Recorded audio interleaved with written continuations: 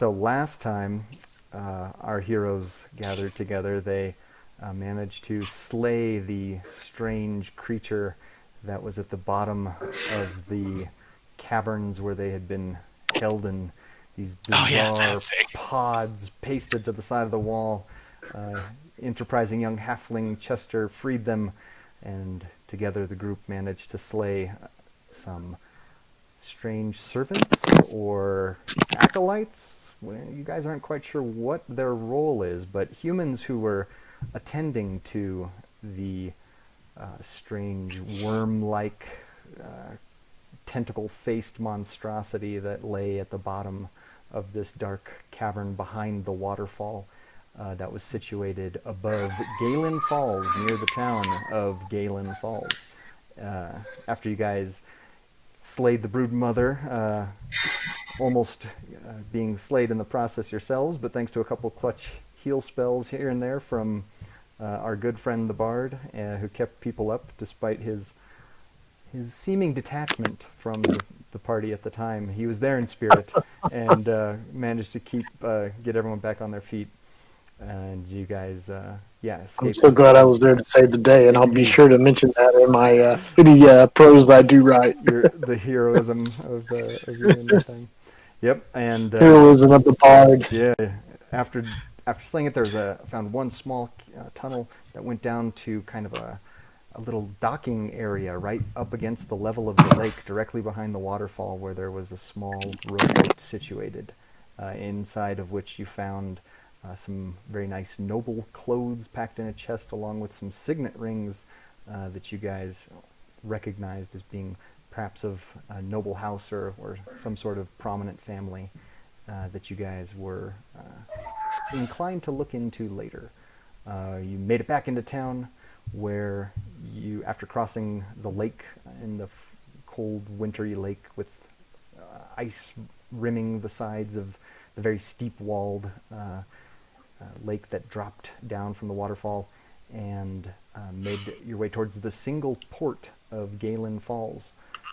There only one nice docking kind of port area that entered into the lake, the rest of it just being ringed around by these granite walls that had just been carved into this enormous bowl by the falling of the waterfall over the centuries. And so the single access point getting out to the lake, you guys managed to talk your way through. Dakren and especially Branbrek kind of pulling the war veteran card to convince the guy watching the port entry that they didn't need to pay the exorbitantly high docking fee that he was saying you would be required to pay if you wanted to use the entry point that had been set up, these large shield walls, giant perimeter storm wall that was installed around the port to prevent the high winds and high tides from coming through and destroying the docks there. But after getting through, you found your way towards the local cleric of the Dawn Father, Father Bertrand, who you guys spoke with about the worms, gave him the head that he helped dissect, and found a strange worm-like entity that had burrowed its way into the back of one of the humans that you guys had killed up there, and brought his head back down. You guys made the rather easy jump of logic that if this guy had a strange scar on the back of his neck and a gross little worm thing up in his brain, you guys might have something similar in yours. Father Bertrand agreed to look into it and to do some research and see if he could find anything in his readings. He kind of implied an adventuring history of his own that he identified with you guys. He did say that he recognized Chester, who you had brought the body of the halfling who died in the conflict in the caves. He had recognized him from some days before, when he had visited the church prior to going on what he described as a potentially dangerous mission. And he had gone there to commune with the Dawn Father. And Chester, you guys had seen earlier, was wearing a single pendant of the Dawn Father, that kind of 5-rayed rising sun medallion that he had worn around his neck. You left Chester with Father Bertrand as he agreed to look into the worm thing and see what he could do to possibly help you guys with your ailments, and went to go find lodging for the evening. Let's see. Dakren,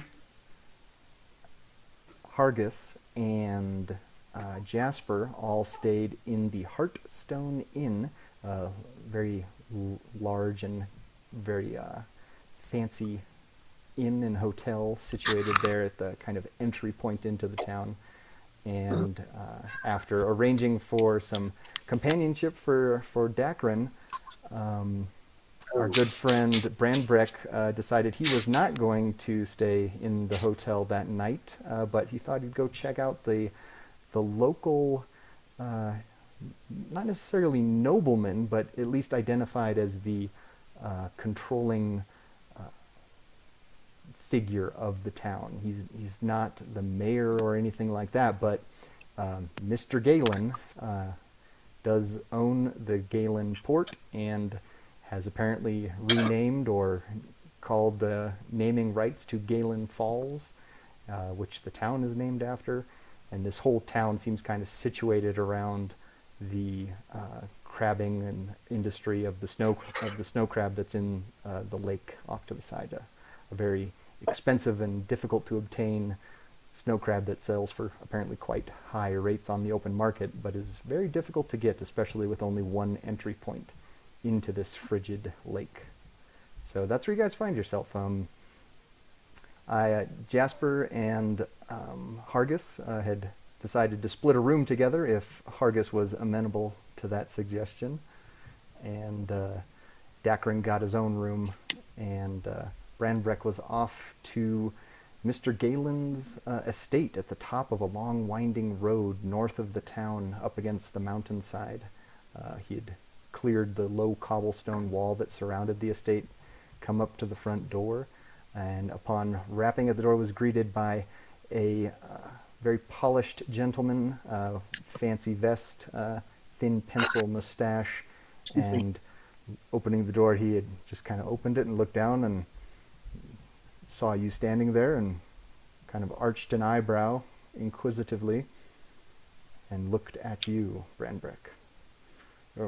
Hello there, good sir. My name is Branbrek Ironwood of the Ironwood clan. I'm here to see your Lord Galen here. I've heard good things about your reputation and was interested in a tour, and if you would humbly abide this noble traveler some room and board and show me what it is that makes your town so fine. And you see he kind of nods slightly and looks over your shoulder and kind of behind you down the hill. He goes, Indeed, it is only for yourself then that you seek room and board, is that correct? Oh, I am traveling by myself. I wouldn't impose other non-nobles on your doorstep. Ah, yes, excellent. Well, yes, indeed. Why don't you come in and I will see you to the sitting room. Please, enter. Most gracious.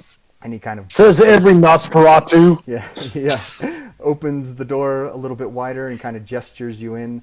There's a large foyer entry room here where you see like deep, rich wood just polished to a golden glow all around you.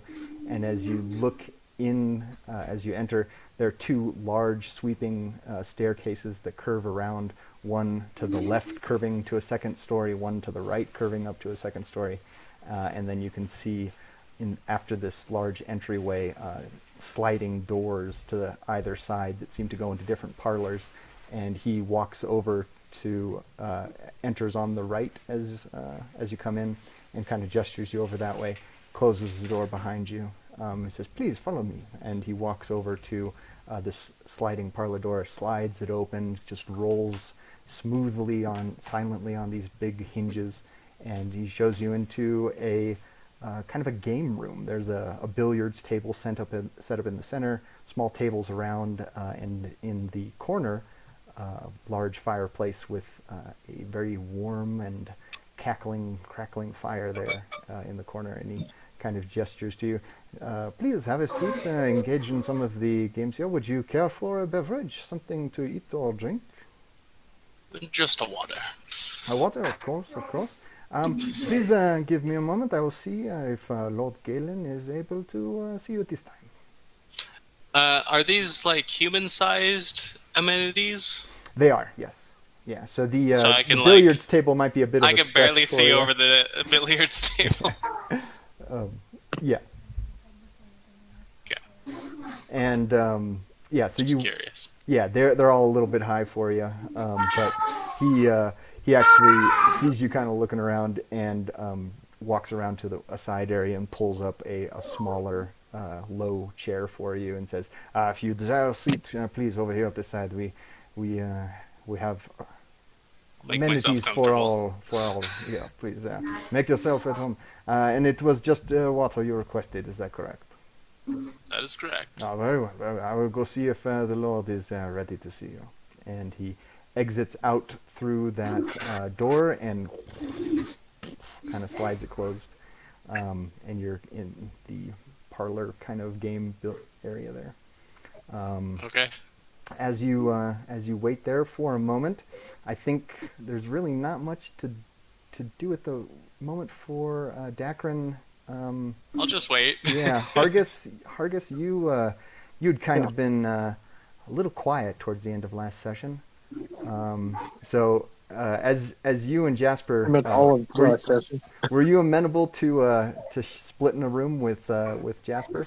He Yeah, but let me clear. Is it morning time now?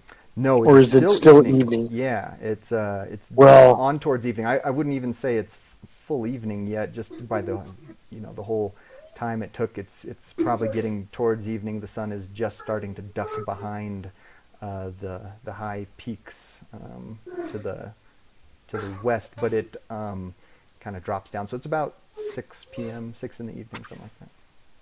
Hargus is amenable to sharing a room because of his nature. He won't be spending much time in it. If he falls asleep anywhere, it'll be by the hearth, telling stories. Okay. He's already, out of character, as I said, I'm trying to formulate a storyline, but he's already formulating in his head his verse he's going to say tonight to share the news of the adventurers. Yeah. Okay. Basically sharing what we've already experienced, being woke up by these zombie-like creatures, which are basically the zombies with their souls stolen by some dire means. And basically he's going to try to spread the news. I guess in a mundane way, a way to describe it would be he's going to spread the news in his best gift, which is verse, and entertain the room Of his and greatness. start. Hopefully, if there's any people here that are truly innocent, it'll make them ask questions and spread the word of what's going on here. Okay. Is All right. the motivation. Yeah. All right. So that's what he's going to do. He's going to hit up the innkeeper and ask if he can perform, maybe Sure. do a little sleight of hand and juggling with the rings at his belt, Okay. and just to get his attention. And then he's going to say, I would, pull out an instrument, and I would love to play tonight to entertain your guests. If you would keep the spirits flowing, Okay. I will sing. Okay. Yeah. We'll say you probably went and took a bath first, then, because you're all covered Yes, in that's worm what I spots. wanted to run. Okay. And if I got money, I pay double whatever they charge. Jasper will defer to you so that you can take the first bath. Sorry, 1 second. What? Okay. So yeah, he defers to you and lets you take the first round in the tub, and This is a fancy place. There's a tub in the room. yes, there is. It's not a dedicated room, but it is. It's not a dedicated bathing room, but there is an area off to the side where you can and they bring up successive buckets of hot water, the wait staff there, and bring it over to you. There's a single. Well, I paid the girls the price of a bath. Okay. In tips. All right. So you tip them as they leave. After pouring these steaming buckets of hot water into there, and oh, thank you, sir. Appreciate it. Have a good day, and kind of make their way off. And if there was anything else, please let us know, and just make their way off. The place cost $1 per night. That's really expensive. It's pretty pricey. So yeah, just as an example of how I always have the economies in my world. I always did a day's wage for a skilled laborer to be a gold piece. So basically, if you're a carpenter and put together a nice chair or something, if you did a good skilled day's labor, then you're at a gold piece. So how much would a mug of cheer, a beer, ale, beer? How much would an ale be? Like a silver. Well, just a flagon. Yeah, I mean, 5 copper for something cheap, a silver for something nice. I was about to say a silver. Yeah, five copper for something cheap. Silver for a mug. Silver for something pretty good. I was cringing inside. Yeah. So okay. It gives you a a skill. Yeah. Yep. He'll show you down after you show up. As you kind of make your pitch to the manager at the front desk there that you talk to. He kind of looks you up and down as you've made yourself a bit more presentable. As you sleight of hand some rings across your hand and try and sell them on this. Well, as I use my iambic pentameter, I am going to throw friends because I love to influence people. Just so you're aware, friends actually has as a caveat. Yeah, in the spell itself, it says they are aware that you've used magic on them after 6 seconds. So you could just try a straight persuasion check first, just because I don't want to ambush you with. I know. Oh, I see what you mean. Friends is great when you don't care about them knowing. Yeah, in 6 as seconds. As you can see us, Yeah. I think it's a minute, but... Well, I could visualize you as a bard. Well, I'm sorry. That's pulling us out of the game. Yeah. I'll talk about it sometime when we're talking. Yeah, that's some people call the friends cantrip. They call it the enemies cantrip because so soon after you use it, they you piss them off. So yeah, but the thing about throwing friends is, I guess his attitude would be the thing about throwing friends is, would anybody be offended once they actually hear me play? Yeah, I don't know. It's a game. Charm. Yeah. Charisma. Try that effort. So why don't you just make a persuasion check to sell yourself? Let me see here. And I believe I have a so it'll be 15. 16, 17 for persuasion. Okay. Yeah, that's he kind of gives you the look up and down as you're going through this, and as he looks over to the room, he's like, well, I don't have anyone working the room tonight, so I will give you 3 beers and dinner, and then any tips you make are for you. 3 beers per hour if it's going good. Well, 3 beers and a upkeep every hour if it's going well. If the patrons are buying you beers, then that is all the more for me and all the more for you. But I will give you the man of wisdom for your effort. I will give you 3 beers and your meal for the evening. And you will Somehow play I don't think the music gets better as the night goes on. It always sounds good to me. That is a matter of opinion. He limbers the fingers, and lubricates the voice, and puts smiles on everybody's faces. Yeah, he shows you into this this restaurant area at the bottom of the hotel, and there's not a huge gathering of people. There's really just one group with 3 dwarves sitting at it, and then a lone human off to one side, and they're all just kind of sitting there enjoying meals. It's a fairly small room at the moment, but he shows you to a small area off to the side where it seems to be just about a foot elevation to give a stage area. He goes, if you want, you can play here, and I will bring you your first beer. Well, as soon as I get my first beer, I will break into a dwarvish dirge. Okay. No, that's not right. Not a dirge. Not a dirge. I'm not there. I'll break into a dwarvish drinking song. Oh, it's not bad. Okay, It's just a bit of growling. Dwarvish After drinking 3 song. beers, it's quite nice. Okay. Make a performance check. Insulting my heritage. Okay, I am not quite sure how to do that.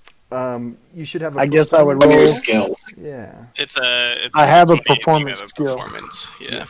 So just roll it So you just plus your charisma plus your, 27. Yeah. And then modify it by Okay. your class, your level, and your armor so you can get the proper THAC0. Oh no shit. Boo that man. Okay, Boo him. roll a 20-side dice, and then I add my charisma and Your my proficiency. Proficiency if you're proficient. And whatever's next to performance. so 15. 15. Okay. Yeah. So you get up there and using your harp. Yes. Okay. Oh no. No. Yeah, we use the harp. Go for the harp. We use the war harp. It's not Yeah. expected Dwarves, of they her. don't need all those strings. Yeah, so you set the harp on your lap there, and you start to get over to the small higher pitched ones, and you just look at it and go, not going to be needing those. Make your way all the way down to the last 3, and you start. Ooh, no!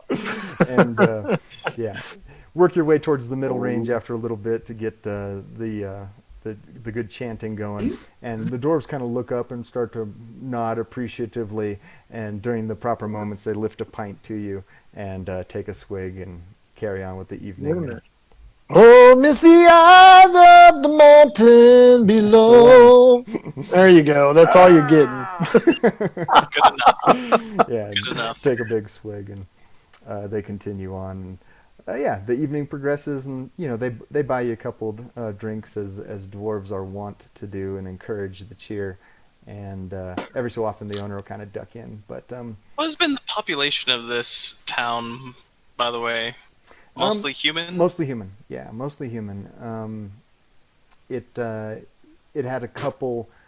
You could see a couple halflings here and there walking around, but for the most part it was human. Yep. Yeah, I'm going to cater to the room and pick a repertoire to attempt to draw everybody in so I can go into my real The epic bardiness. scheme, which is to inform them of what's going on here. Sure. And it's, in my not so subtle ways. Great. So anyway, that's the plan. Okay. As a seasoned performer, I'm sizing up the room. Okay. I start with the dwarves because they're the hardest sell, but once they get going, they stay going. There you And go. then, just like a comedian, you're set. There you go. Okay. So yeah, There you go. I have you're a working plan. your magic, and they're encouraging you along. Dakren, after you take your bath, do you want to hang out in the room for the rest of the evening, or are you going to come down?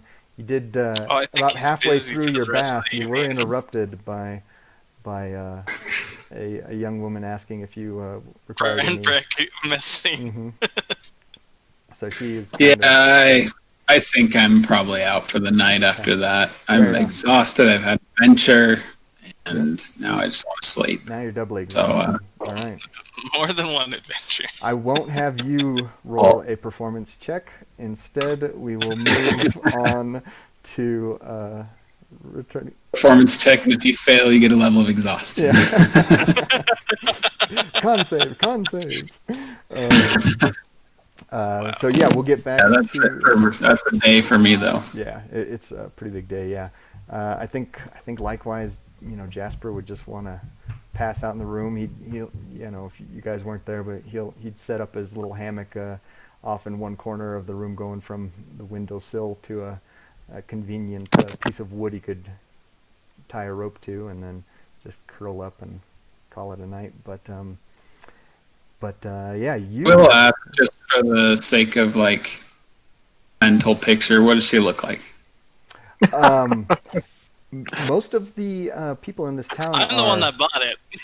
Oh, that's a great point. All right. Yes, That's you have a bit of a Which one- checklist. which So, one did you- Branbrek, what'd you choose for him? I can only go by the descriptions there, so I don't know. You'll have to give me a list or something. But I assume Branbrek, being the character he is, I would have bought him an Elven Lass.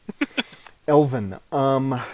Let me see If here. available. If not, Yeah. it would probably Oh, be laddie, I think you paying for it? yeah, you would have had the option from a human or a halfling, and then So it would have been a human, and I assume a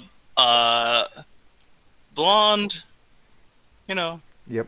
just long hair. Yeah. Not. I would say a little under average on everything. Under average. You tick the under average box.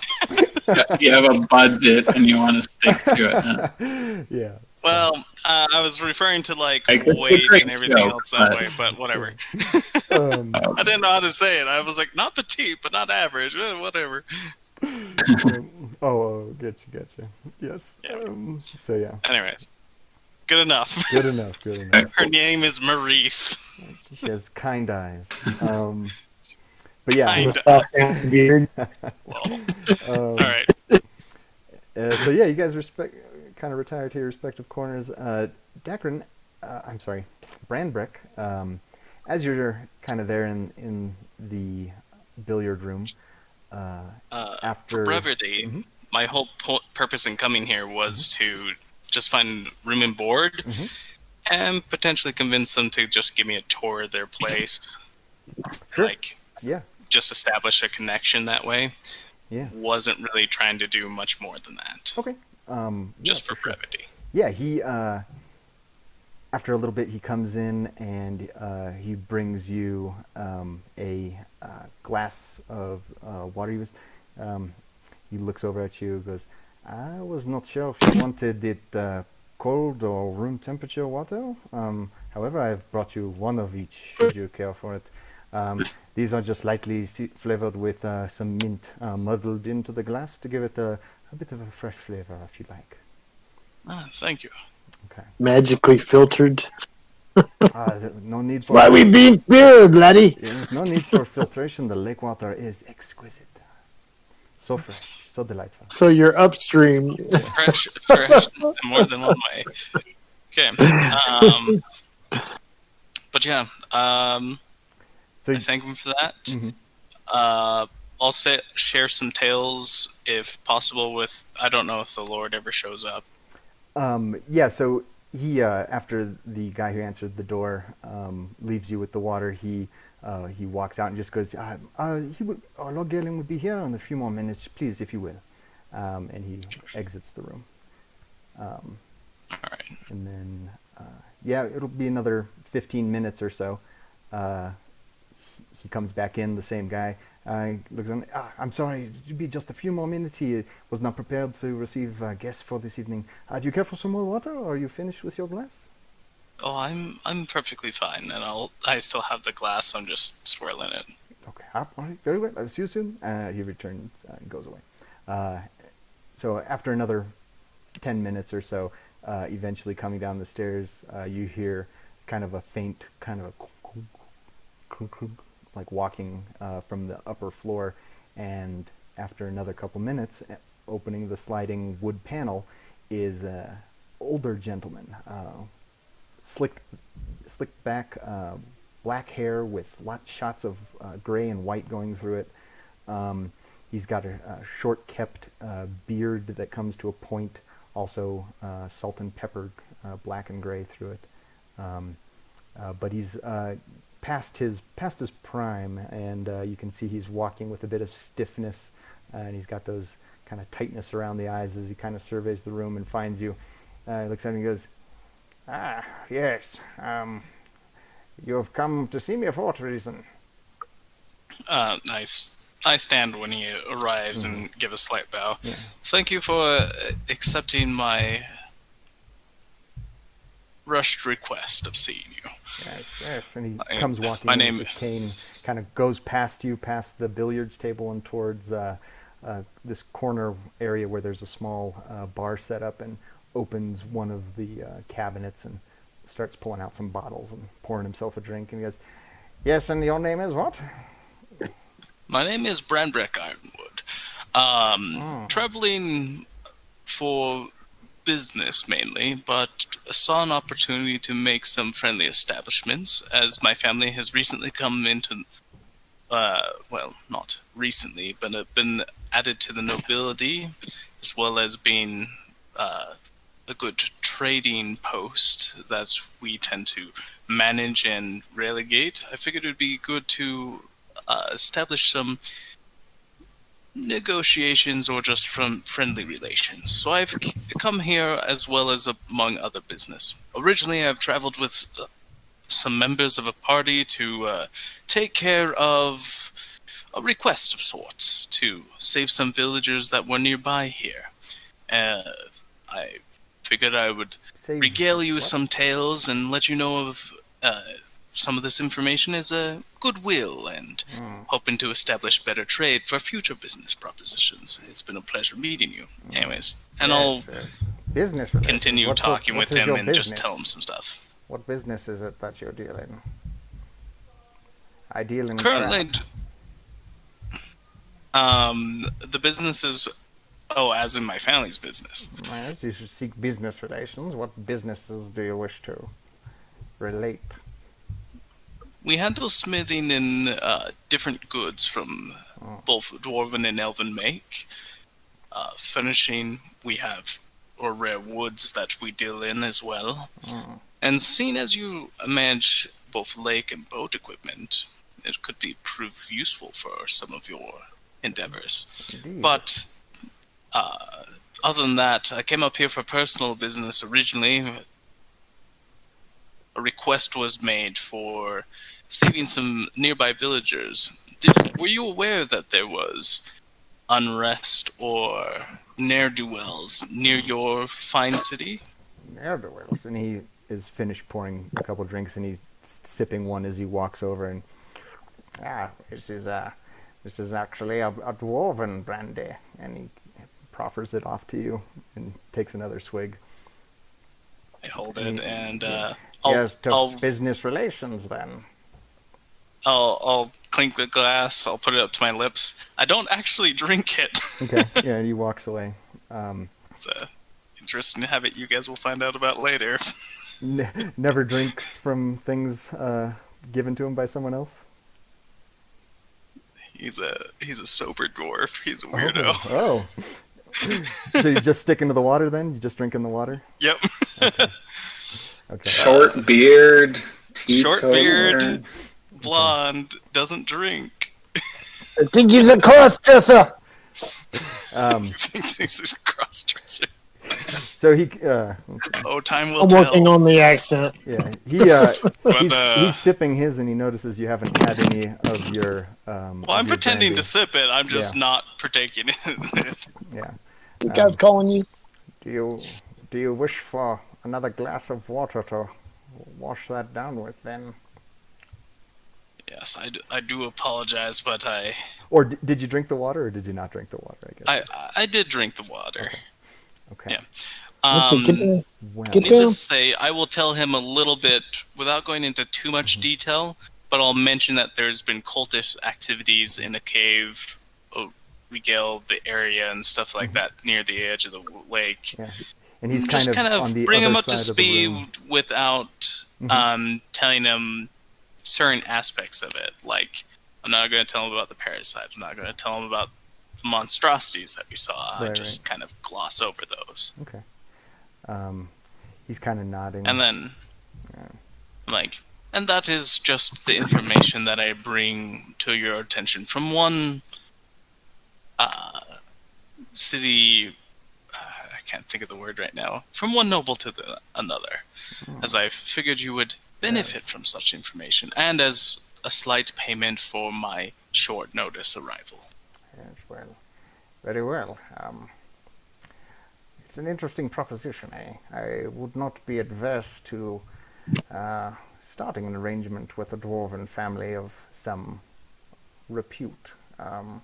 Ironwood, you say? I'll have to look into your people, and we'll see what I can find out about you and your family. Will your care for rooms for here for the evening? In that case, I would great appreciate some lodging for just the night. I believe we will only be here for a day. We are traveling through as we have completed portion of our request, but are looking more into it. You haven't heard of any rumors or things that match the descriptions of what we've encountered, do you? The townsfolk are always talking about the things that lurk in the woods. They're a superstitious bunch, and who pays mind to what the common folk think, yes? Yeah.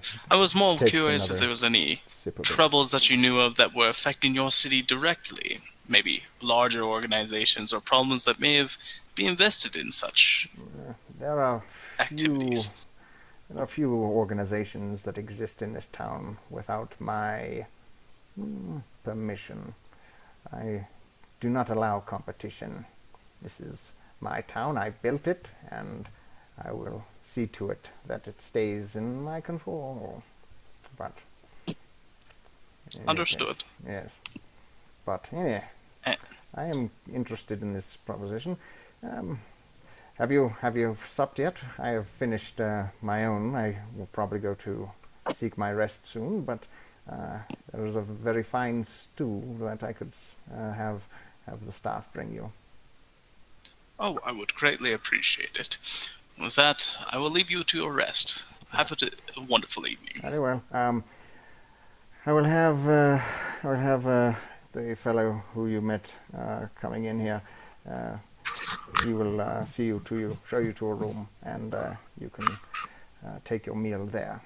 Kind of nods at you, goes, "Good evening," and starts making his way off. After a few more minutes, then that same pencil-mustached fellow enters the room and looks over at you, goes, "Well, I see your meeting has gone well. I have been instructed to show you to a room and provide you with some of my stew, which, may I say, is quite excellent." Would you mind showing me around where I can walk, where I cannot walk, in case I like taking strolls? Certainly. The lower floor is at your disposal. The upper floors are private rooms, that sort of thing. But yes, this is obviously for the game rooms and billiards. The kitchen is through the other side. He kind of points to the far side of the door. And then shows you out of that room, back into the large foyer, over to the left side, and kind of opens that up and shows you into here. This is in another sitting room and library, as you see. Follow this way. There is, towards the back of the room, here's a dining hall, obviously adjacent to the kitchen, along the back portion of the house. You could walk the grounds, should you choose. Do I see... While we're doing this, is there anything that I see of that is like a treasury or otherwise?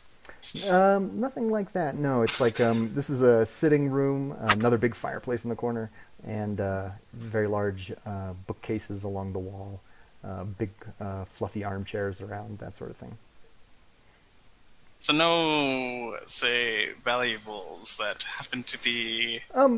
Some valuable looking... Please, help yourself to our treasury while you're here. And here is the safe where we keep all of our money. Hoping for a tour to where I could find out and maybe spend a little bit of a night activity. Yeah. But... Oh, laddie, not the bric-a-brac. Yeah. Yeah. No, this seems to be like very much a area designed for entertaining people and having guests pass through. So it's a dining area, that sort of thing. So, yeah. No coppers in the couch cushions. You can check. You can start. You don't know. You never can tell. But yeah, after a minute, he says, yeah, feel free. The library is at your disposal. Should you wish to peruse. The kitchen staff, they do maintain a bell in the kitchen. Should you wish to give them a ring at some point in the evening, you could... I wouldn't mind checking the library for some history on maybe the most recent history or going ons maybe of this area, but Yeah. that'd be about it. He kind of nods. Certainly. If you would like to peruse the library, I could serve you a meal in here. Would you care for that? It is a lamb stew with again with the mint to complement your beverage. All right. Oh, very well. I will do that. I will bring it to you here. And then that's how I'll spend my evening. Okay. Yeah. It's just reading rather than thieving. Okay. So, after a bit, he brings you in this bowl of stew. Smells really good. Got, like I said, it's a thick, hearty lamb stew. Big old hunk of bread with it. And he says, "As you've finished your water, would you care for perhaps another beverage, a tea or lemonade, something like this?" Lemonade would be good. Excellent. Yes, I But will bring after that that, to you I'll be shortly. done. Very well. And he leaves you the stew with the bread there on the table and walks out. So you're gonna eat first or research library first? Research the library while eating. Okay. Okay. Yeah, munching as you go, and it's a really good stew. Very, very thick, very hearty. After a little bit, he comes in and kind of proffers the lemonade and sets it down on the tray, and says, "Just ring the bell in the corner when you wish to be shown to your room, and I will show you up right away." Okay. And he Just exits just kind of looking for a general history. See if I vaguely remember that there was some occult-like designs that we didn't recognize. I was just trying to find out any of those. Cult-like designs. I don't think there weren't any like markings. Actually, all of the humans in there were surprisingly unlabeled or undecorated with anything that would affiliate them with something. So there wasn't really any markings on them. So there was no markings on them. Yeah. And the method at which they were and what they were doing this, there wasn't anything that sparked religious or eldritch or maybe demonic or planar Kind of what they were into, methods. that whole thing. Let's call that we'll call it a retroactive insight check. How about that? Insight? As you're thinking of the behavior of these guys, the strange creatures that you saw down there, just the sort of... 8. You're aware that there was no religious iconography. There wasn't a shrine with strange religious symbols or writings. In fact, now that you think, there was no writings of any sort through that place, and they weren't wearing any medallions. They didn't have any inordinate scarring or ritual scarring and things like that. So you're, as far as like the obvious things you can tell, there wasn't anything obviously religious about what they were doing. Okay. Yeah. And that's just how I spend my evening until I go to bed. Okay. Yeah, after about half an hour, he comes in and he goes, "You're doing well. You're doing well. Is the stew to your liking? Is it good? You appreciate my cooking? Eh?" Yes. Very, very succinctly delicious. Excellent. I love a man with a healthy appetite. I do. Did you finish the stew? Yes. Okay. Well. And now Constitution saves. Yes. Constitution save. With advantage, I believe, because you are a dwarf. And, yeah. Won't need the advantage because that's a natural 20, 23. 23, okay. Yeah, as you'd finished it, you and are looking and reading these books, you do feel kind of a heaviness around your eyes. It's been a long couple of days, and you're pretty darn tired. You're wiped out, and you've been reading through some of these books. There's some rough histories, like one seems a very much one-sided recount of how, it prominently figured in the library, of how Mr. Galen came and let's see, his full name is written down. I know I wrote it down. Where was it?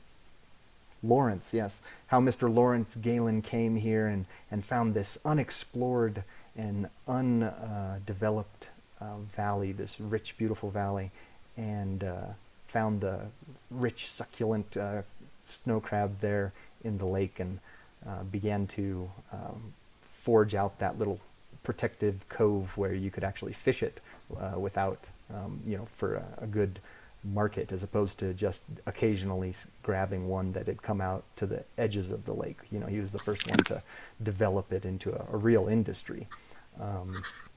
And how thankful the gnomes of the area were to be rewarded and repaid for this land that they had underused and undeveloped, and how they were compensated so fairly about this area, and then they went on their own way to pursue their other silly gnomish things that they like so much. And how Mr. Galen set up this amazing town for that's now this metropolis, and not metropolis, but this little hub of economic activity and prosperity in the area that hadn't existed before.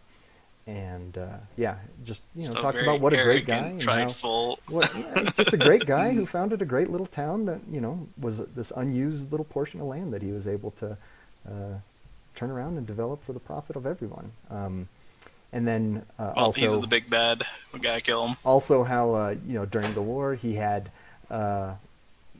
worked with the army and the military forces to maintain a good supply of different types of product to keep and support the military, and how he was a friend to Amara and a friend to everyone, in the great human dwarven alliance, and how just what a great stand-up guy is, and how he really benefits everybody, and just on and on, kind of like that. But boy, through most of that, you are just dying, and you just feel just wiped out, and you're ready to go to bed. And next time the pencil mustached fellow walks in, he goes, "All right, sir.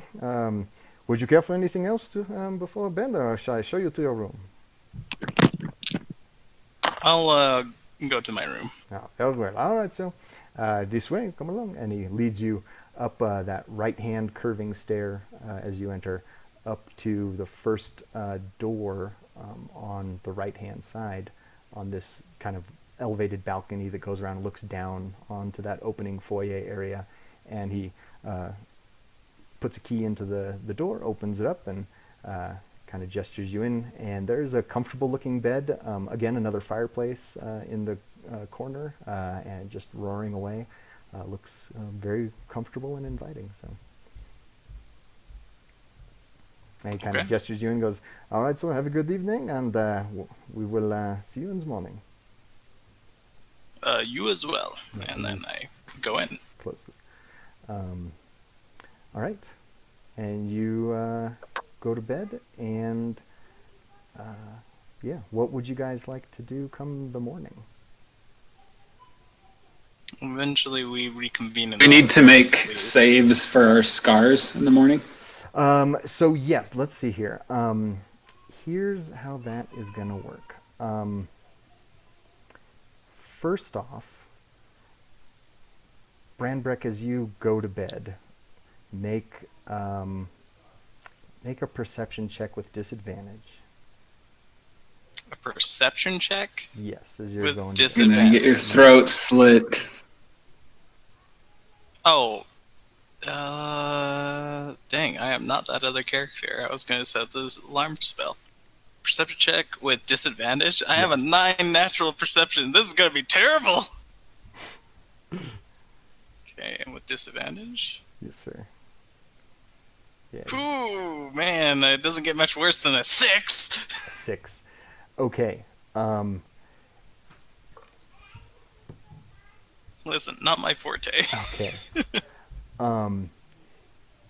You are woken up just on the verge of consciousness with figures grappling your arms and tying your wrists together as you are kind of pinned beneath them on your stomach, and these two figures grappling with you, quickly tying ropes around, and you just kind of there's a muffled get it, and No check. quickly I'm being just bound. grappled. Yeah, you were unconscious. They rolled you over. Once the ropes were bound on you, that kind of woke you up. But Okay. yeah, you are quite. It is dead of night, and yeah, you are quite surprised. Can I get wisdom saves from Dakren and Hargus? Sorry, what was the last bit? I was trying to take a note. Yeah. So as you finish with your evening and go to bed, Hargus, good performance. The crowd was quite appreciative, and you got a number of free drinks sent your way. But as you went to bed and finally curled up for a good night's rest, as the morning rolled around, you kind of are on this verge of consciousness, waking up. So make a wisdom save. 20 for me. 20. Okay. Oh, I rolled a 20. 20. Okay. All right. Yeah, you guys wake up feeling kind of thick, muddled, and actually, as you guys were sleeping, you had these dreams, these vivid dreams. You, Dakren, of sitting in a comfortable kind of den area in these big plush leather seats, sitting across from a figure you recognize as General Westfall, but older, and he's kind of talking in this thick, muddled voice. He's saying to you, "Yes, my children, I don't know." And he kind of like cuts in and out in this weird way that dreams do, that are chopped up, and you're not sure what's going on, but you see yourself in this vision or this memory, talking to this guy, and he's asking you to help him find his children who had gone away from the home to visit another town. And you're like, in this vision, you see yourself agreeing to it. You're like, yes, of course I'll help you. A man of this importance and this esteem, you'd be honored to help him, and gathered together some other people to help you in this venture, and you kind of see yourself in this montage of memory, working your way east of White Fork and through the hills with this band that you had gathered together, and then as you're kind of in this montage approaching Galen Falls, you see the falls like appearing in the horizon, and over the edge of the hill, as you kind of crest into this valley area, you see just the cascading waterfall there, and you're like, wow, that's Galen Falls. And then you kind of lose the thread of the dream. Hargus, as you're kind of similarly in this pseudo realm between waking and dreaming, as you are coming to consciousness, you have these fleeting visions of that same vision. You walk up to the cresting into this valley here, and you can see the falls pouring into the lake in the distance, and then there's kind of this chopped up jump segment where you find yourself now suddenly in a forest setting, surrounded by trees. You get this feeling like you've been walking for some time, but you are you don't know exactly how you got there. You're just there in the forest, surrounded by trees, and it's just bitter cold at night. And you're looking around the campfire, and you see the faces of these three other individuals that you have come to know as Jasper, Branbrek, and Dakren. And there's one that you are not familiar with. It is a human with a thin pencil mustache, sitting there over the fire with a largish pot, and he's mixing together this thick stew that he then kind of brings around, smiling at you, and you can hear him go, "Time to eat." Then he's pouring these big, thick ladles of stew into your guys' bowls around this campfire, and you guys start digging in, and you have this sense of feeling something is terribly wrong right before you get cut out and you wake up, feeling the threads of this vision, this dream, this memory, on the edge of your consciousness as you wake up. And delicious lamb. And delicious lamb stew. Yeah. Branbrek, why don't you make a wisdom saving throw just for fun? Because there's no proper priest here. He can bench us of this priest. Natural 20, but -1, so 19. 19. Wow. So you are pulled out of sleep quite abruptly, and you are feeling yourself bound, but you have kind of the similar thread of dreams that you had felt on like the edge of your consciousness, like something you had just been about to grasp, and like all you saw in this dream was a close-up vision of this human male with this pencil mustache smirking at you before Very you woke familiar up. pencil mustache. Yeah, but that's all you can get, and you just wake up confused, and you're being bound, quickly being tied up, and then after they see you kind of rousing to consciousness, they slip a big cloth over your face, and you can feel like a terrible dizziness start to take you as you slip back into unconsciousness. Okay. And yeah, that'll bring us back to morning. Oh, actually, let's see how Jasper did. Nope. Jasper forgets some stuff. Yeah, you guys wake up, and Dakren and Hargus, you both have these memories of these things coming to you in the night, and you wake up with this realization of having reclaimed a little something of what you'd forgotten, which is a good thing, because I did not know how on earth Branbrek was going to survive anything, but with some over 20 rolls, you guys managed to get a thread of your memories returned to you. Well, of course, I guess the common room is empty now. I would have slept probably in the common room, literally in a chair. Okay, yeah. And that's just his kind of person he is. Uh-huh. Is there no one else in there right now? I would exclaim to the night. Yeah. I know what I'd do. I would exclaim to the night. Is there no proper priest who could purge us of this blight that has come upon us? Oh, so during the song portion, were you trying to recount all this stuff there? Well, there's carousing and questions, of a good story. Right. And I would take that opportunity to say that kind of thing. Actually, you weren't here for the last session, but Father Bertrand did say, why don't you come on back in the morning, and I'll see what the results of my research are, based on having dissected that one head and found the worm inside of it. What do the common people think of him? Father Was Bertrand? I able to ascertain that? Yeah. Yeah, call it just a investigation. Do a persuasion. You're trying to chat people up. So yeah, just do another persuasion as you're trying to get information from people talking around. This would be mostly with two. the two.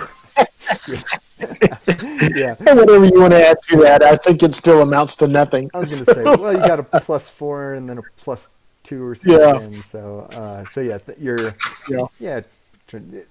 When I'm up to like 7 Yeah. or 8. They're One too kind many of busy. flagons. Yeah, they're kind of busy walking around. But as you're trying to question stuff, it's not that people are like objecting to talking to you. They just seem like busy. Like they're just like, yeah. Bertrand, great guy, and they just kind of keep on moving. Everyone seems to think he's a good guy. Yeah, and your interactions with him, he seemed odd. Like he was a little eccentric maybe. But when he was looking into things, you didn't get the sense that he was trying to deceive you or anything like that. Okay. Well, I'll go collect my companion and stand over him while he basically just stand in the room and brief him on what I was able to find out, if I was able to find out anything else that night, Yeah. and tell him essentially what I was doing with flourishes. Yeah, so you go meet up with Dakren and Jasper, kind of? Yes. Okay. Well, sorry, I'm catching up here. Did Branbrek ever make it back? We knew he was going off, but... No, yeah, so morning comes around, and I don't know if you want to... What do you want to do in the morning there? You're kind of getting your bearings in the common room where you were singing. Do you want to stay down there and wait for people to show up, or what are you thinking? And I'll go back up to the room and check on my roommate. Okay, yeah. Jasper's there snoozing away. And yeah, he kind of wakes up. He's like, I'll just get ready for the day and pack up my stuff, banging a lute. all right. Banging the lute and a harp together usually gets most people up, but Yeah, he comes up eventually, and Oh, did I wake you?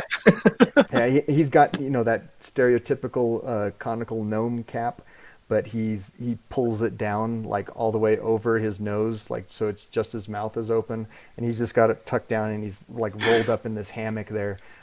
He's got that Good imagery. Yeah, he's got that tattered like ghillie cloak, on him, with the tattered green and brown side facing out, and he's just like rolled up in it with this thing just down over his mouth, and you can just see the tip of his beard sticking out. But he comes up and he like pulls it up, and he's like, all right, is it time to go then? Time to get the day. Oh, no. Did I wake you? It's all right, it's fine. All right, yep. And he hops out, quickly starts putting his stuff together, and he's like, all right, we talked with the others. Are we ready to get moving then? No, I've only talked to you. I thought maybe we could grab some breakfast and check out on our companions. Right, that's a great idea. I'm a fan of breakfast. I'm a fan of bacon. So let's go get both of those, and let's move on. Oh, I like your thinking. And he like scratches the back of his head and scar, and he's just like, I feel like I've weren't we talking yesterday about how everyone was moving towards White Fork? Wasn't everyone supposed to be moving towards White Fork?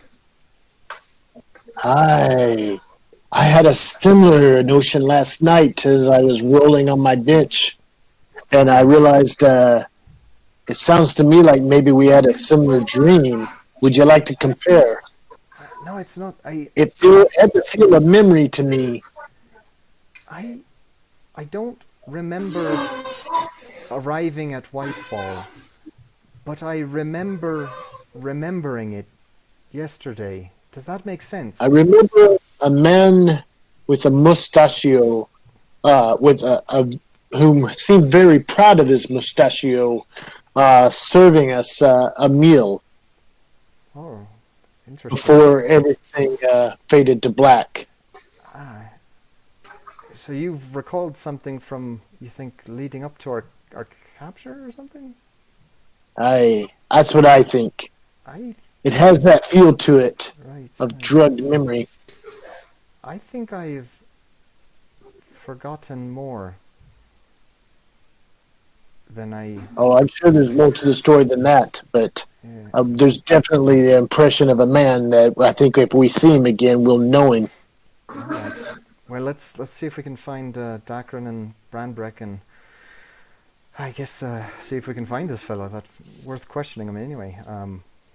Should we meet him downstairs in the lobby, I guess, or wherever they serve breakfast? Let's grab some food. All right. Let's grab some food.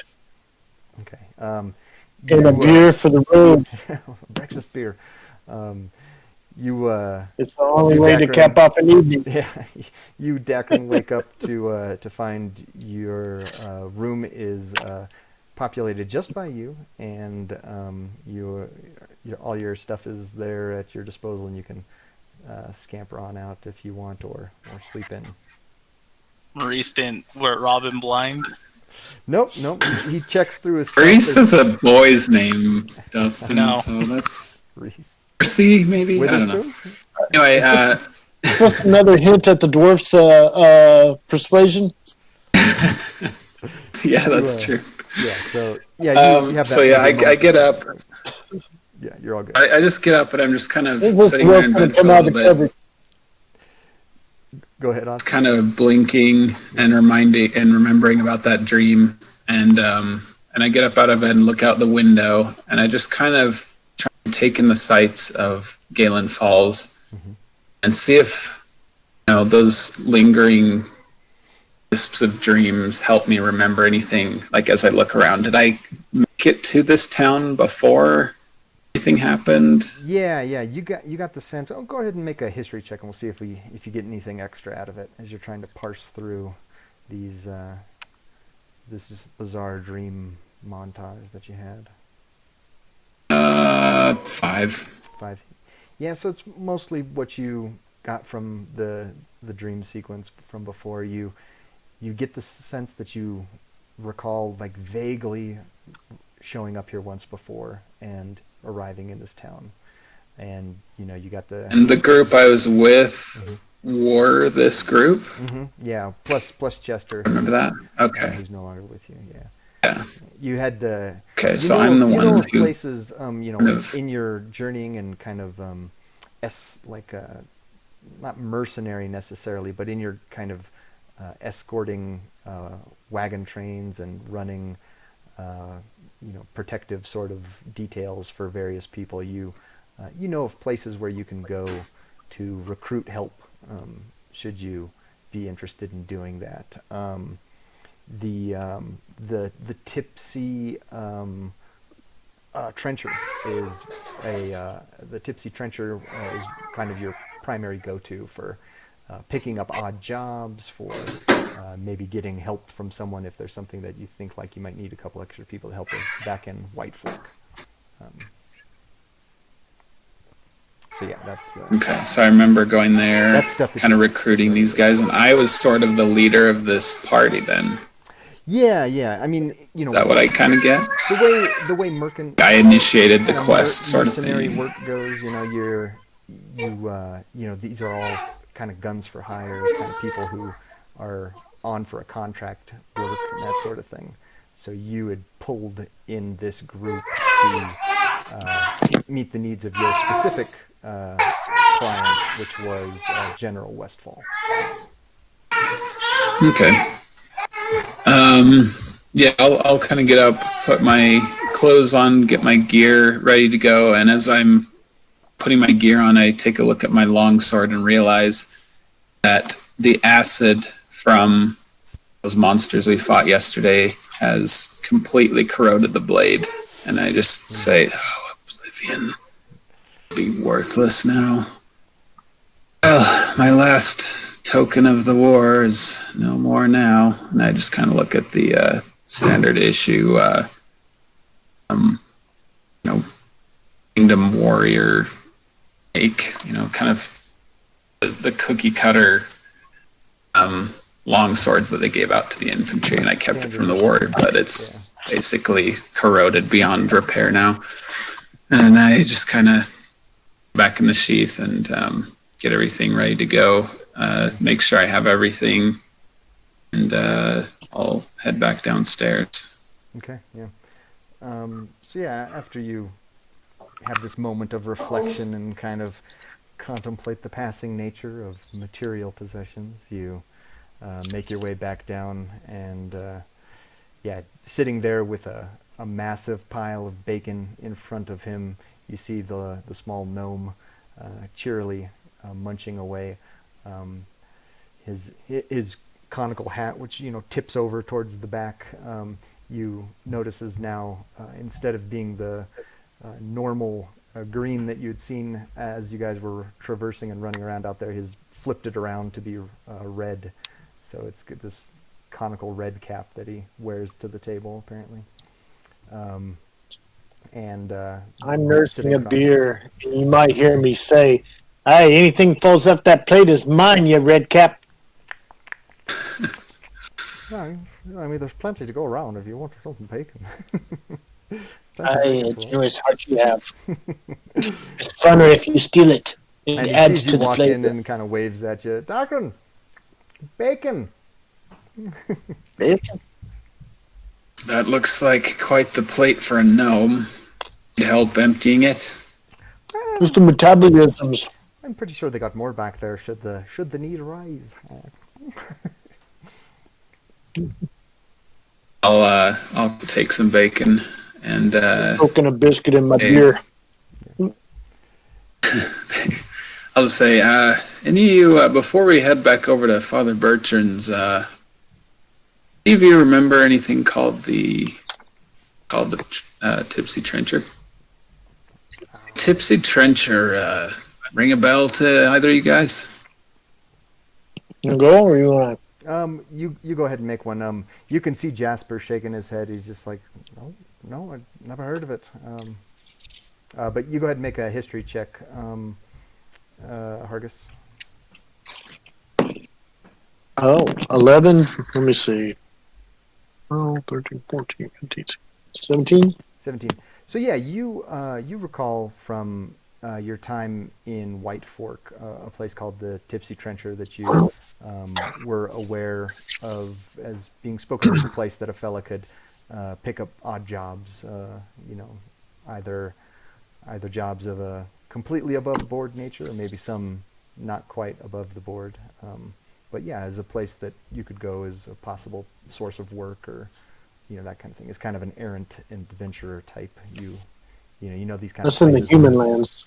It's in the human empire, correct? Yes. Or city? Yeah. It's in White Fork. Yeah, White Fork. White. Yep. And you guys both recall that he was actually a former contact through the wars as well. Sergeant Durgon Ironbrew, who was a dwarf who had served also in the army. Again, not necessarily a close contact, but someone who you, after hearing he'd set up his own place back in White Fork, Dakren, you knew as a good fellow that you could meet up with, and you'd done some business there in the past too. So. He's kind of like an agent. It sounds like yeah. you had a... Go ahead. Yeah, he runs the Tipsy Trencher, which is mostly a bar, but they got a couple rooms to rent, and then just kind of gets interested parties in contact with one another, and collects the occasional finder's fee and that sort of thing for his troubles. People appreciate his help in getting people he trusts talking to people, other people. So that's where you went to try and find potential help for this particular job. I think that the Tipsy Trencher was where we all first met. I kind of had some dreams last night where I think it was my memory returning. Hope that's a good sign. But Right. yeah, I think that must have been where we and Chester met. Hopefully I'll remember more as time goes on, but I don't know, I'm afraid, better or for worse, you guys are in this mess because of me. Well, perhaps this will expand your memory. Last night, me and the gnome... Is he a gnome? No, he's a me. halfling. No, I'm a gnome. Yes. I'm a gnome. Gnome. Yeah. Me and Chester was my the gnome halfling. companion here both dreamt last night in some troubling dreams, and they had the feel of memory, drugged memory. I remember myself a man with a very gallant mustache that he was very proud of, serving us a meal, and it seemed like there was some feel that it was the point where our troubles started. And if I remember right, it was out. It was not in a town. It was out, like perhaps around in a campfire. Yeah. That's I right. don't remember. Perhaps one of our stops along the way then. Well, I guess we'll be on our lookout for somebody with a stash like that then. I feel if we see him again, we'll know him. Right. All right. I also get the feeling that those children that we were looking for really are somewhere close to here in Galen Falls, because I think this is where we were on our way to for that contract or that quest. So Judging from our might as well past keep looking. experience, Yes, judging from our past experience, I fear they're too far gone for us to salvage Actually, or save. Keep Sorry. our eyes out, though. I didn't see any evidence of children in that cave, but as you're talking about that, we'll why don't see you what make we one can more, find. Why don't you make one more history check there, Dakren?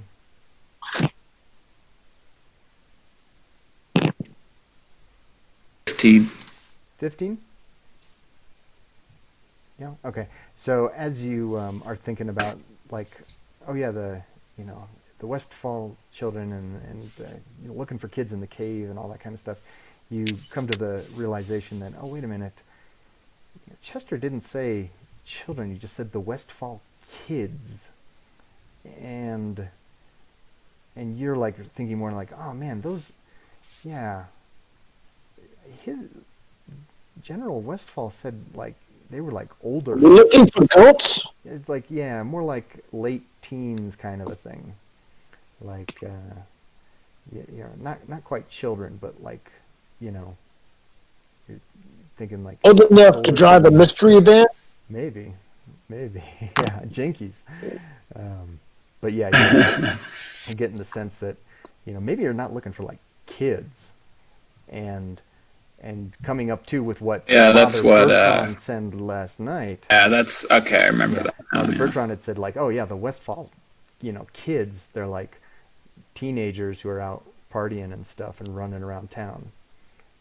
And he mentioned that's a right. passing kind of familiarity with them as they had arrived and had kind of started a ruckus with some of the other local teenagers and kids who were doing stuff around town. Were they nobles? The other kids that they were kind of running with? Or, Yeah, or the like Westfall? I think he didn't say something about the Westfall. Not kids. necessarily. Yeah, he had said the Westfall, he'd mentioned them as just being more like, affluent, sort of, not necessarily noble per se. Much like, Mr. Galen, Lord Galen, is not noble in the traditional sense. He's not like, he's kind of his own mercantile noble, as opposed to, Money buys nobility, in other words. yeah. So, yeah, that's pretty much that. Well, shall we go to Father Bertrand's and meet up with Branbrek?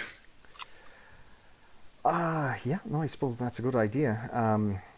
I'd be interested to see the results of the good father's research. Hopefully he's got some good news for us. Why don't we go get that so we can take it with us? He has Branbrek's body in the morgue. Floating downriver. Yeah, As long as you're not hanging on a hook, laddie. yeah. You see, he kind of, you see Jasper nod and goes, "That's a great idea." And he takes his little cone hat and turns it inside out to the green side and puts it back on. And goes, "All right, off and away then." That your adventuring color? Oh, well, there's different times for different things. It's formal occasions. You keep the red, and for out getting in the rough and tumble, you keep the green for, keep a bit more under the radar, that sort of thing. Red is for showing your presence, for declaring your presence, and that sort of thing. So red is for bacon, eh? And red is for bacon, exactly. I got you. Hey. Quite right. Also, But anyway, dead people. what was that, Bren? I said it's also for dead people. Also for the dead. Yes, on formal occasions, yes, I would wear the red. Quite right. But yes, for going out and about, it's the green for going out and about. So Well, I best get Bad Beans and Angry Pants onto the cart so we can go. bad beans. They don't like getting up this early, but they gotta pull the cart, Are those, who are the bad beans and angry pants? Are those friends of yours? Me girls, lads. I'm not speaking to the other two right now, so they don't get names. Right. All right. Good to know. All right. Well, let's make our way and see how old Father Bertrand's doing. Perhaps again, I do hope he's got some good news for us. Let's go. You guys just make your way up let's go. to the north side of town there, kind of I'm looking for a blacksmith on the way as well. Okay, you could easily ask, and they would direct you to the Frost Forge, which is on the eastern side of town. If you wanted to stop by there on your way up. All right, I'll just kind of tell them about my sword, and we'll stop by. Is there like a guy working there already? Yeah, you walk in. There's a big human guy working in this. All these A-frame houses. This one's got a back wall that's entirely massive cobblestone hearth for the forge there towards the back. And as you walk in, he's already well into his work with an apprentice off to the side, kind of bringing him the occasional piece of iron that he's putting into the fire and bringing out to hammer out or draw. And as he sees you guys walk in, he kind of nods over at you and goes, "How is it going? What can I do for you?" Just massive, thick arms, this big blonde beard, got two forks coming down to either side of it, hair pinned back, bright blue eyes, and just like this massive Thor-looking dude. And he's just like, Sir Smith, a moment of your time. I was wondering if you could use this for scrap metal. It seems beyond repair, which I'm fine with, but it's good Two Kingdoms steel, so I was wondering if I could just fetch any gold or coin for it. Oh, it could be, yes, I could reclaim it, yes. Some nasty pitting along the blade. You need to take better care of your weapons. You need...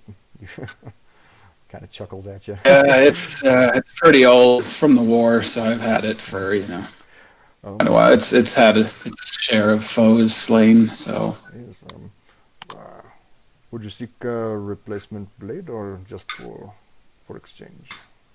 For now, I think just the exchange for the material cost. But I might come back later. Oh, very well. Anuru, you seek another long sword like this? Another long sword, then? I can worry about that later. But for now, just the coin value of this. If you're interested in the metal value alone. The hilt is in fair shape, and I could reclaim the blade. A gold piece for it. Just a single gold piece. What is the cost of a new longsword? It's like longsword costs 15 gold pieces. Was that 1.5? 15. 1.5. Yeah, I mean, it's pretty banged up. You could make a persuasion check if you want to try and get a little extra out of him, but he's kind of looking at her. I don't find you overstretched, lad. Vision 0. If you'd have told me, I'd have brought my aluminum cans. That's a 3. So I'll argue about like the quality of the metal, but I know that it's not really good. It's pretty destroyed. It's awfully damaged. I apologize. Good Lord, can I just give you the 15 gold? I'll take the gold piece, then that's fine. Yeah. But do you have a longsword? Seriously. Come back? Yes, by all means, please return. I could fashion something for you if you have a special request. I don't get many requests for blades of this sort, but I've got a couple in the back that I could bring out. We're kind of in a hurry right now, and I don't think we'll be doing any fighting today or the next couple days, but we'll return if follow up with you. And a man needs a sword, and I'm not giving you mine, but I will give you the money right now if you just buy the longsword. It's okay. I don't think we'll need any weapons right now. I mean, we're taking a couple of days off in town. So. This is not a time I want to say I told you so. He looks at fine, and I just okay. It's Okay. You gotta make it to certain the people's real side. accents. Yeah, he kind of nods at you guys. They all go into the same accent. No matter where I start, I always end up in the same place. It Just happens to the best of us. Just because sweetly you're a bard doesn't dysfunctional. mean you're a voice actor. Yeah, I come from lots of places. yeah. He kind of nods and Sorry. goes, Too old a reference. very well. Please return if you change your mind, and I'll be here. And yeah, goes. I'm back sure to- we'll be back. Thank you. Um, All right, I'll mark down. All right, and then we can go. I think that's all I have to do, so we can go to the now. okay. I really just feel like I want to buy him a sword right now. Yeah, you guys make your way back up to Father Bertrand. Would you rent me a sword? I don't think that's how it works. No. Don't worry about the sword, Hargus. I'm fine. I don't want to owe you anything. Let's just get this done, and then once we're ready to fight, I'll be ready to fight. So yeah, you get up to Father Bertrand's, and as you guys come in and look around, there's a couple other people again, kind of one or two scattered throughout the temple. But once you announce yourself, and after a few minutes, he comes kind of bustling out, and he goes, "Yeah, yes, well, it has been a very, very interesting night. Yes, I have much to tell you. Come, I will. We can speak in here." And he starts leading you back down that same side hallway towards one of that far back room where you guys had done the impromptu dissection of the head of the kind of zombie drone soldier that you guys had fought up in the caves. And he kind of... Has our dwarven friend arrived yet? Oh, no, not yet. You're the first to arrive. Yes, my good man.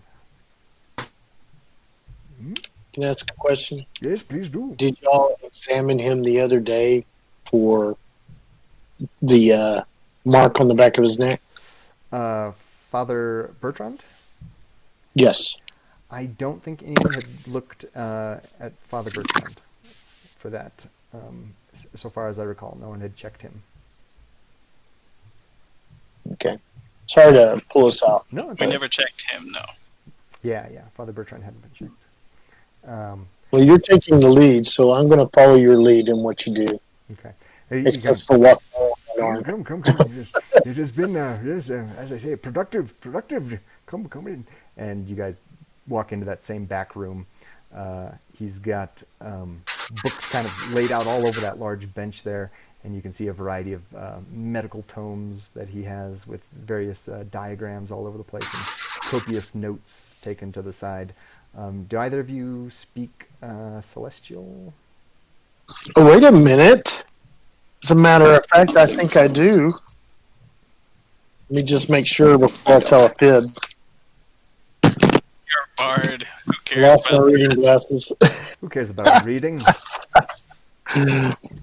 Valor. Either Celestial or Dragon. Let me find it. Oh, yeah. Sorry. Yeah, no problem. You take a look. So he's just like, yes, so, your problem, it struck me as twofold. I think we can all make the assumption that you've been... I took Sylvan okay. and That's okay. So Draconic.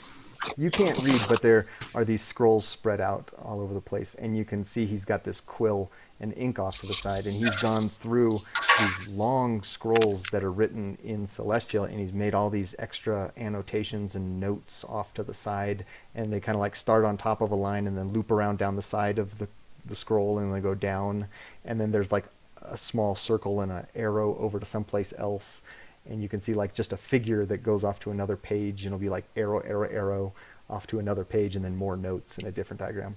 The notes are in Celestial too. Yeah.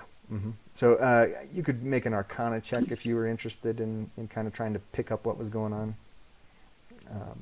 But I'm not. That's not my wheelhouse. Okay. 8. I think down channel 13. 13. Yeah, it looks like some complicated spell that he's been working on, and he's made these changes to it or added notes to it that he's writing off to the side, like he's doing this research and altering a spell.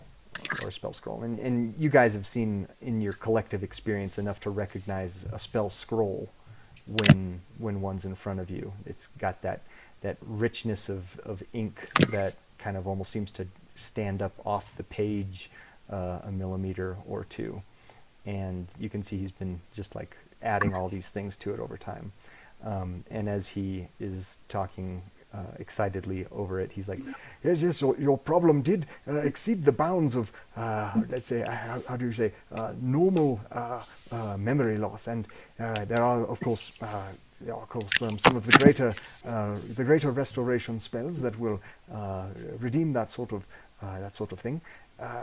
Your problem being unique in that the difficulty is not that of a single magical spell or effect. It is an ongoing process of, one can assume, this nasty little bugger, and he's pointing at the worm, like writhing around, still alive at the bottom of this jar that's leaving behind kind of a faint purplish mucus trail, like all around the bottom of this jar, and it's like going around in little circles, and like almost the whole coat has left this like layer of thin purplish mucus at the bottom of this jar now.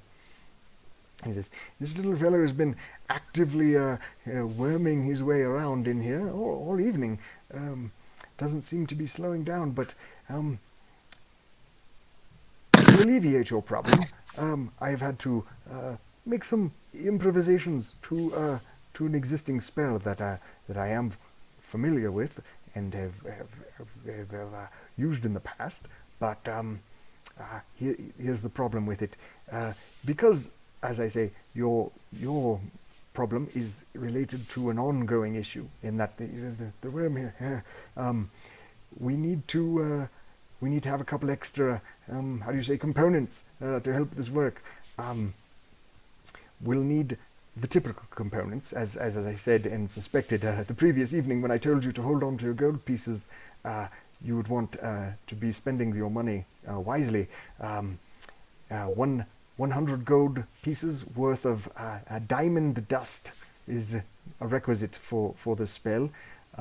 But in addition, to address the ongoing issue of the nasty little thing implanted into your brains, we need one of these for each cleansing, as it were. We will actually be using the extract of one of these nasty little devils to cure you, as it were, sort of a hair of the dog, if you will. But yes, so do you have any more of these handy? Branbrek might have had a couple, right? I'm not sure if he grabbed more than the one or not, but we could take a look. I squashed one, and I grabbed the head of one guy, which he has. Okay. The others are in the cave. Yep. And we know where to find them. And a lot got torched. Fortunately. And a lot got burnt up, too. And you might have one from Branbrek shortly. I know. It's a rough it's a rough episode for poor Dustin. I feel bad. Listen, Branbrek That's why I never split the party. But he's enjoying his wine so much, I thought you were going to get a room together. Oh. What were you saying? I was just saying Branbrek isn't wise. He's intelligent enough to figure things out after they've happened, but we'll get into that. Yeah. me as a player? Oh man, I was super suspicious of Galen. I mean, you heard me. I was like, oh, he's a big bad. We gotta kill him. Yeah. Oh man. But not to. I was telling my wife about this earlier today, like kind of bringing her up to date what happened the last session, and I was like, Branbrek's going up alone and going to talk to him, and she's like, he deserves to die. And I was like, what? Like, you never split the party? I'm like, I don't disagree with her. My wife's hard. He's already admitted to plotting our deaths, so well, you know, come see, come sigh. Come around. Yeah. My pretty. Hey, listen, murder GM. So Listen, yeah, Other death is an Bertrand. important part of life. It It's is. the finish part. Yeah. I honestly expected there to be a little bit more of a inspect around the town to try and figure out who might be behind this sort of thing before someone got captured. My background Well, is noble. I Brandrek's have the party's right going to be be able served to with a talk. Fonchiante. What were you saying, Dustin? Your background's noble? My background is noble. I have the right to talk to nobles without much of a problem. Not my fault. That's all you knew. That's all I need. I So he'll yeah, remember you well. yeah. Father Bertrand kind of looks around at you. He goes, so yes, again, I do believe while these little critters are inside of you, they will continue to affect the memory loss. It just seems to be, as I say, an ongoing effect. From what you tell me of these dreams, I assume you guys just tell them about your dreams and stuff. Yeah. It sounds very much like your poor friend Jasper here has evinced the ongoing memory loss in that he, before your time arriving at this city, he has now forgotten further. So this creature appears to start with your recent memories and work its way backwards, deleting your memories and your past as you go. So your reclamation of these faint memories, you must have had quite a hearty constitution. But again, I do believe that this is a waiting game of sorts. Eventually, as the worm strengthens inside of you, it will be more and more difficult to resist. And as you tell me, you've apparently already lost some number of days or weeks. This problem should probably be addressed quickly. So yes, I would encourage your friend to maybe either both of you or all of you reclaim more of these little things, and we can get this this procedure, this spell casting, taken care of. The Dawnfather can purge you of this, I do believe, but the material components, as I say, are rather costly. The diamond dust is quite difficult to obtain. I don't keep such expensive things on my person, as you can imagine. But yes, and then the worms, of course. Father Bertrand, is there any way of knowing how much time we have left until we turn into one of those raving things that we found? Well, yes, that is a difficult question. As we can see, the progress of the memory loss can be perhaps somewhat backwards and forwards, depending on your individual resistance to it day by day. But I would assume, as I say, I saw your friend in here. What was it, 3 days ago, and prior to that, you would have to have traveled, you say, from White Fork. Yes, we're sure of that now. Yes. So travel from White Fork would be 2 to 3 days, depending on how quickly you went, and another 3 days from when I saw your friend here. So you lost at least 1 week of memory, perhaps more before that. Oh dear, I think we've lost our good friend Dakren. Dakren, come back to us. No, he's You Are you there? do not see me? No, I can't see you. You went all green. Oh, good. Oh, weird. All right, I'll just keep going then. It would appear. Hey, you're back. Excellent. It would appear you've lost at least 1 week's worth of memory in your time. Again, we don't know exactly how many days you were in those pod things, but if you were in there for a day or two, you might have lost a week or two, depending on how things go for you. Since you haven't lost significantly more than that overnight, you perhaps, now that you've come to consciousness outside of the incubation pod, perhaps you are a little more resistant or more able to fight it off. But again, I think this is just a matter of time before it erases all of your memories, and perhaps it is at that point that you become one of these more feral creatures that you speak of. If you are wanting to know about the other people in the cave, there's potential to talk to who is it? The local constable. You could inquire maybe about missing persons if there are other people that have gone missing. You mentioned those fishermen who were there. I know we have lost a higher than average number of fishermen this year. Perhaps, and come to think of it, well, let's see. Come to think of it, yes, it has been more recently in the last several months, more concentrated. So, but yes, perhaps these people were being taken with increasing frequency, or perhaps hunted more actively. I don't know. It's very strange indeed.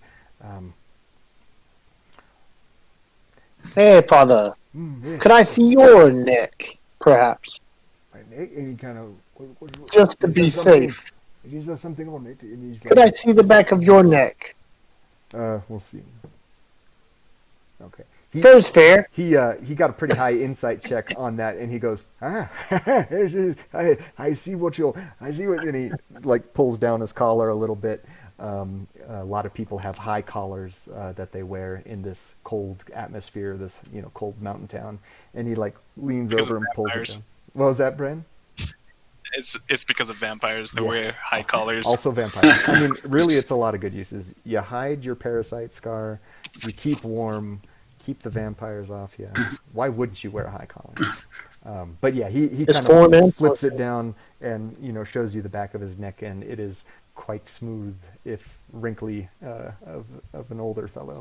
So, Yeah, clean as a whistle. I scrub every morning. kind of surprised at that. What's I that? mean, you would, as a town leader, you would be, as a town leader, you would be a very serious target for somebody who was trying to control the townspeople, or to control a lot of people and be undetected. Yes, it's true. Does that make sense? Maybe we've caught this early. One can very much hope that we have caught this early. If I can raise a counterpoint to your argument of me being a prime target, I would say that it has required you to be absent from the public eye for a number of days for this to occur. Yes. That's correct. Yes.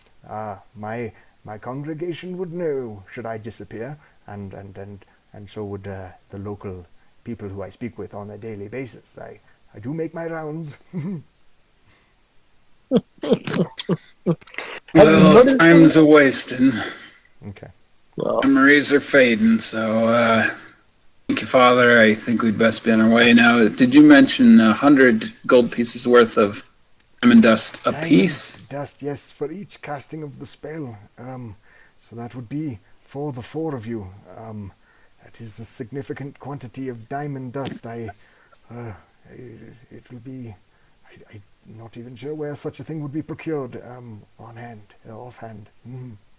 I do apologize. Let's go find ourselves a dragon's horde, boys. And he holds up the jar and he goes, and 3 more of these. And hopefully I can keep this one alive. Well, those we can definitely find. Where is Branbrek? He should be here by now. Anybody know where he was staying last night? That's a good question. Did he stay at the hotel? Did he get a room at the hotel, or did he go off somewhere else? he did that. Brand, Made a show of Did you wanting tell to, him and then the he plans are? left. I don't recall him telling us. Did you tell he was just anybody? already on his way when I entered into the scene. yeah. The only thing I would have mentioned is that I would have mentioned that we need to visit the city lord at some point. I would have. I don't know if I told you that I was going there that night. I think you just kind of pranked. You didn't announce it. Yeah, half pranked Dakren and then went on your merry. I did tell them that it was my plan to talk to the Lord. I just didn't tell them when. Dude, yeah, I think you did mention like that eventually we need to do that. So, Well, all right. Well, if we're I not sure guess we where he can. I stayed, mean, the only person who might know where he stayed is the desk man back at the Heartstone. He would have given him a room. If maybe he's still asleep in his room. Good it's check. true. And All right. Technically, I'm asleep in a room. Okay. So, well, As long as it's not the code locker on a hook, I guess. yeah. So, what do you guys want to do first? Do you want to go back to the hotel to ask about where Dakren might yeah, be? let's go back to the. Okay. Yeah, let's go back to the Heartstone, and we'll talk to the innkeeper. That'd be the rational thing to do. Yeah. You guys run back and you see that same guy behind there, and you ask him, did Dakren get a room? What's going on with Dakren? Or I'm sorry, I always want to say Dakren instead of Branbrek. Something about the K it just throws me every time. N and the K. Yeah, I don't know. So you ask about Like Branbrek. Dustin and Austin. I know, right? Seriously. Is there Come on, a you guys are killing me. yeah. Is there a Branbrek, a dwarf fellow, on your registry for last night? And he's like, oh, no. Yes, his friend of he went on his way. He said that he was going to seek after Lord Galen, lodging for Lord Galen himself.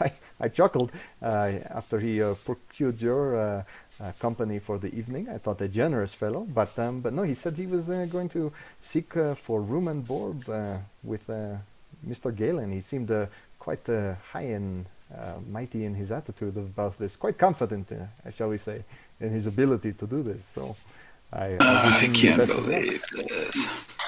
He's the one who bought that companionship. Ah, yes. She is a lovely girl, is she not? As far as we know, he could be a wall away with a rubber ball in his mouth. Reese is a lovely girl. She has everyone says she has the kindest eyes. Yeah, the kindest. Yeah, the kindest moves on. Yeah, I guess. Darn fool. But again, he did not If return. he would have here. actually gone through with that. Yeah, well, he did not return, so I assume he was successful in his endeavor. Well, Successful. So now we have to interrogate gives a us a whore. lead then. Well, I know. technically I don't speaking, think so. they could ask It around is town a and see if good there's idea. One time. sec, one at a time, guys. One at a time. You guys are talking all over each other. What were you saying, Bran? I was saying, well, they could always ask around town. I'm a pretty distinct-looking dwarf. Thanks for your help. That's definitely a good lead. I guess we'll go up to Galen's house, or at least ask around there, see if they've seen a dwarf. If he returns here, though, tell him to stay here until we come back. Of course. I did do you a favor, Branbrek. I didn't mention you to the other dwarves I saw last night. Hey, that's something. You and your soft downy beard.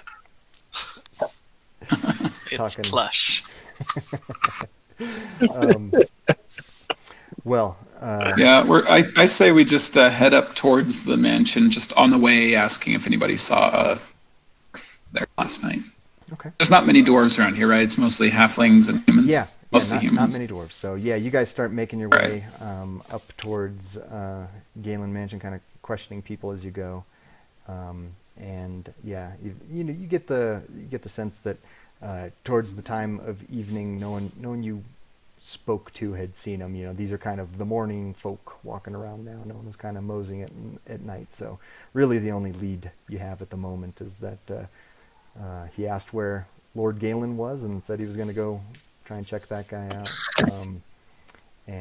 So yeah, you guys start making your way up towards the Galen estate. Branbrek, you wake to find yourself cold. Your fingers are kind of numb behind you.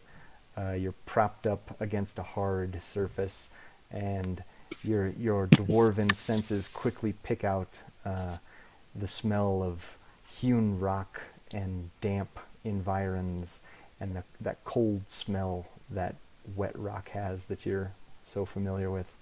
And as you kind of lay there like adjusting and kind of lean and look around, you find yourself in this cavern, a smallish sort of spherical room carved out of the rock. And towards the far end from where you're at, you can see kind of this glowing, what is it, almost like a shrine with like torches around it, and a hunched figure leaning over this low pedestal. And as you were listening to it, trying to kind of feign unconsciousness a little bit longer to try and figure out what this creature is saying, you just hear a strange like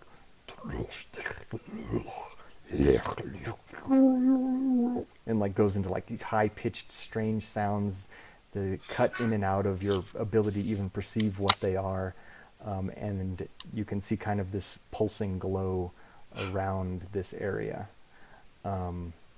Am I alone? Is it dark? No, you mean, see, with my dark vision? yeah, you can see around. It appears to be mostly alone.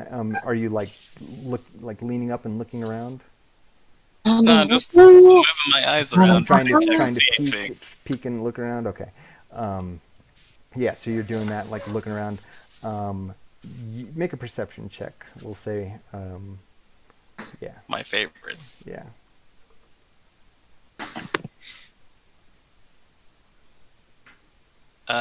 11.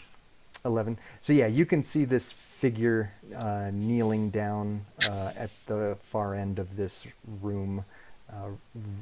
It's about 100 feet in diameter, so it's, you know, just on the edge of dark vision, but there is this little bit of light coming from this strange setup on the far end, and pulsing around is this purplish glow and that strange gurgling hissing. Okay. Am I bound still? You are still bound. You're kind of like sitting there, your arms behind your feet splayed out in front of you, leaning against this wall. And I don't have any of my equipment on me. you have no weapons on you. None of my 10 daggers? How hidden would you say some of those daggers are? I mean, that depends. Yeah. Didn't use the prison holster, did you? I feel like Bran is definitely the type of guy to keep some hidden daggers on his person. I'd say at least 2, right? Well, we'll have to see. I mean, I don't mind making an opposing roll here if you like. Here's where the opposing part comes in. You're going to make a sleight of hand to see how well you hide those 2 daggers. And good thing I'm proficient in that. Yep, I'm going to make an investigation to see if they find these 2. Oh, I rolled terrible. This is kind of retroactive. Yeah. Kind of, yeah. 13. That's a 6 on the die. Average. Oh. It's a 6 on the die. So neither of us were very good at it. Your 2 daggers are still hidden on your person. Yeah, 2 of my 10. They took 8 of them. Yep. And as you are kind of like feeling around and adjusting and moving around, you feel this uncomfortable tingle on the back of your neck, and kind of a buzz that like goes over your skull, and you can feel it almost shiver through your mind. And there's another pulse of light on the far end, and you see the figure kind of start and look over the shoulder, and there looking over the shoulder is the face of one Mr. Lawrence Galen, as he takes his cane and props himself up and starts walking over towards you.